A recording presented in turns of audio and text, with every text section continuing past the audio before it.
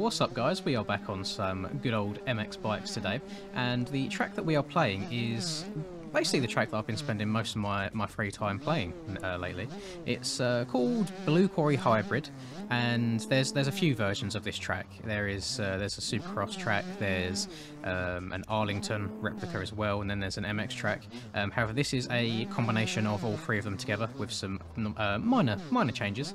The track was made by Big Smooth One, and it was made in, I think it was December 2019, so a bit of an older track than usual. However, I've been doing some riding recently. You know, there's some tracks that have come out.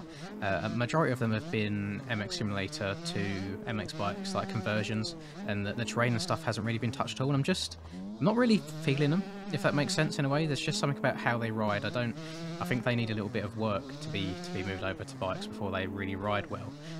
So whilst on the surface, I'm like, oh, new tracks, nice, get to cover them, get to make some nice content for you guys, and then I get onto the track, do a lap or two, and I just think, I'm just not really feeling this. I don't fancy uploading it. So I have been doing some digging through the old archives recently, and I came across this one about a week or so ago now, and I've just been putting a bunch of laps in. Oh, I am in completely the wrong gear. I was in 4th gear on a 125. That's never going to go well.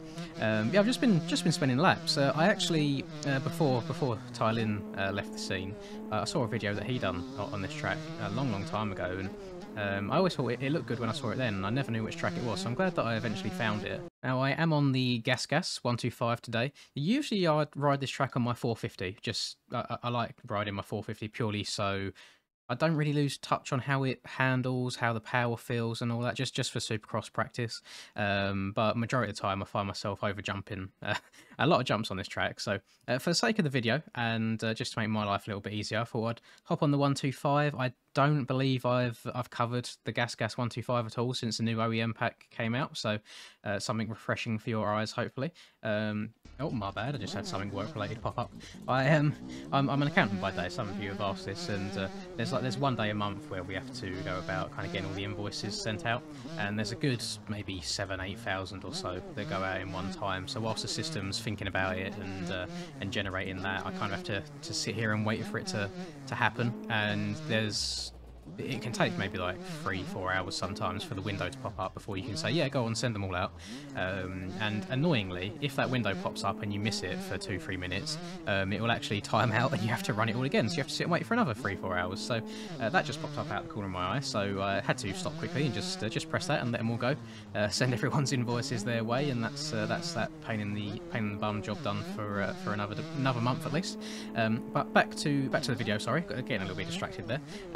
Yeah, I don't believe I've ridden the Gas in a video before, not the Gas 125 at least. I'm pretty sure I've ridden the 450 at some point, and it's actually a really fun little bike. It's exactly the same as the Husky 125, just with different plastics and stuff. The dynos and the physics and stuff are exactly the same. They're identical, and that's not just coming from me. That's the OEM team have actually said that they are just replicas of the Huskies. I believe should be coming with updated physics and dynos and stuff in the future. I haven't got a time frame on that, but I know it's something that's in the works. I think a lot of the people that really get involved in it are a little bit absent in the community at the moment, but it shouldn't be the end of the world if we have to wait like another 6 months or a year or so. I mean, just getting cosmetic changes itself is quite nice, and for the most part I very highly doubt that when the new ones come out eventually that it's going to be groundbreaking. You know, I doubt everyone's going to be suddenly hopping off of the other bikes and jumping on these. I doubt that they're going to be like ridiculously faster than what we've got now, but it will be nice to kind of get proper OEM values as well. It's always nice on the realism side of things. And I mentioned in a sim video that I'd done the other day that it's weird that we've obviously always got this ongoing debate between sim and bikes, and I always say it depends what you're after. Whereas on sim, if you find a bike kind of power and stuff that you enjoy, you can then put any bike model you want on it. So I could be on a Husky riding a Kawasaki, for example, in appearance. Obviously on bikes that's a bit different. I like both ways. So it really doesn't bother me at all. I like on this game that every bike feels different, and if you do prefer one over the other, you have to ride that one. And then in the same way on bikes, it's quite nice that once you've got comfortable on one bike, you can then... sorry. On MX Simulator, I'm going to get my games all confused all the time now. I'm switching back and forth between them. I like on MX Simulator as well that once you find a bike model or bike dyno that you get comfortable on, you never really have to change from it because you can just change what the bike looks like each time you come out with gear or get a new team pack, for example. But I like both ways. It really doesn't bother me. It's quite nice because you can you notice a difference. I mean, I think that probably makes MX bikes for me feel a little bit more immersive, where values change to the bikes. But then obviously on the competition side of things, you a lot of the time you end up with a lot of people riding the same bikes. So 250s, for example, nowadays it's always Hondas or Cowies. 450s for the most part, a lot of people ride the KTMs. I think they're probably the best 450. But it's just to each of their own, I guess. I mean, that's talking strictly from a competitive point of view. I mean, a lot of the casual players probably don't care at all too much about how the bike handles. And I mean, if you're good enough for the game, you could probably be competitive on everything. But then I know if you're at the very, very top level, you want every kind of competitive edge or advantage that you can get, which is understandable. Can't hate on anybody for that. I mean, I myself right now use the Husky 450 just because it's just based off feel. It just, to me, it felt the most natural when I started riding it, and with a couple of like suspension tweaks and stuff, it just ended up being the bike that I felt most comfortable on. And the only time that I ever noticed a slight disadvantage is if there are some absolutely like huge lines on Supercross, like a quad out of a corner, for example.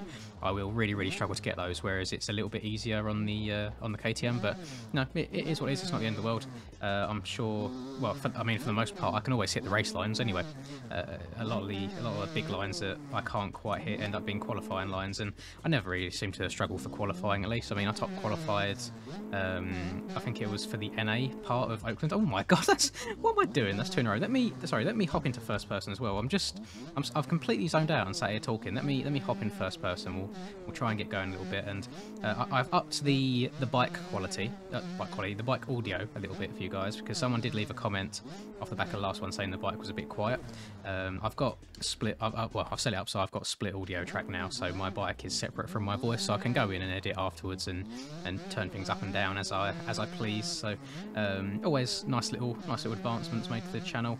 Now we've kind of got over the whole new PC playing in 2K thing. I'm really happy with how things are going. I'm happy with the mic that I've got now, and I got a new headset for my birthday the other day as well. So I no longer have one headphone on my head and the other one hanging off down below my ear. So that's always nice. So I feel like we've kind of got the full setup going now at this point. I feel like things are finally coming together.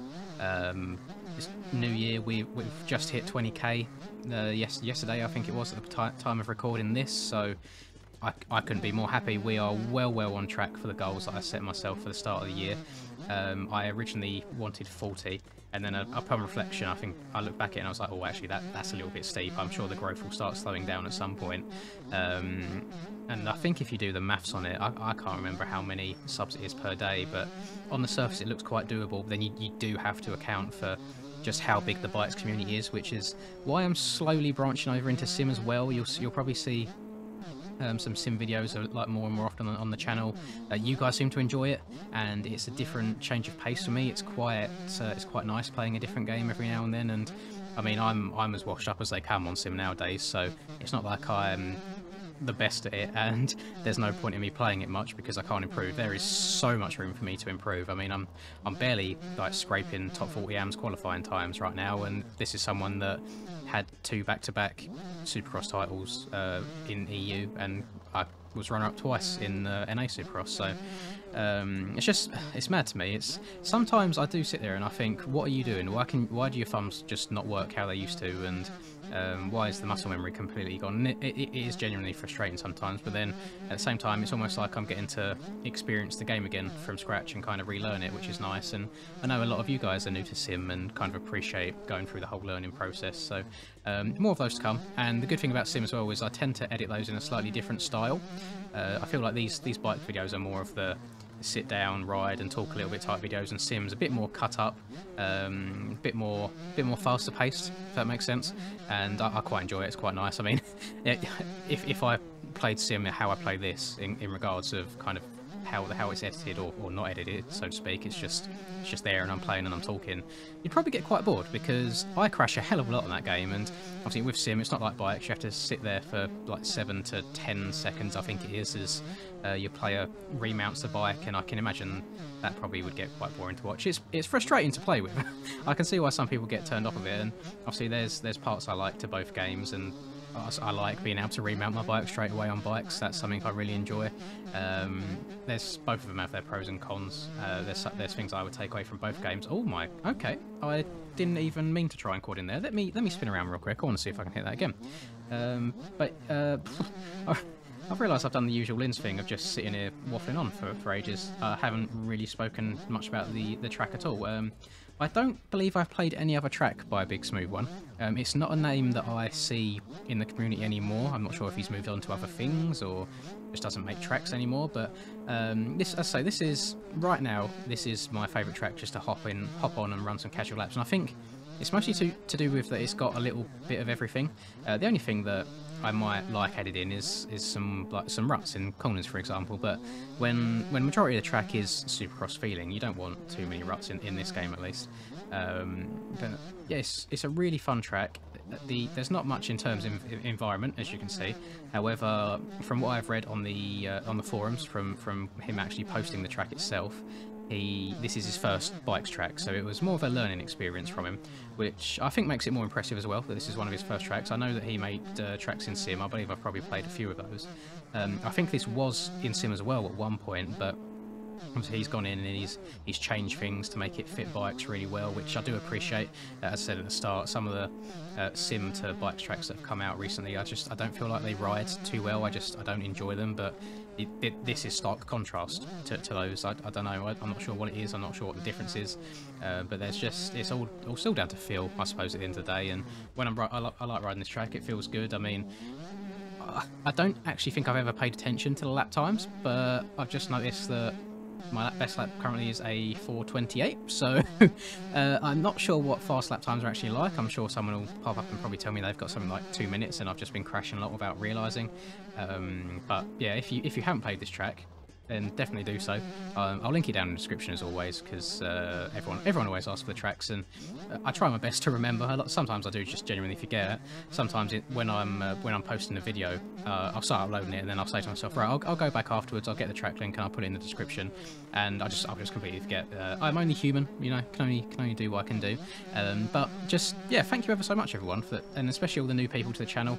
I probably shouldn't say especially, because I appreciate all of you. There's some people that have been here since I was at 100 subs, there's some people that have been here since 10k, and there's some of you that are brand new, but at the end of the day, you're all here for the channel. You all seem to enjoy the content.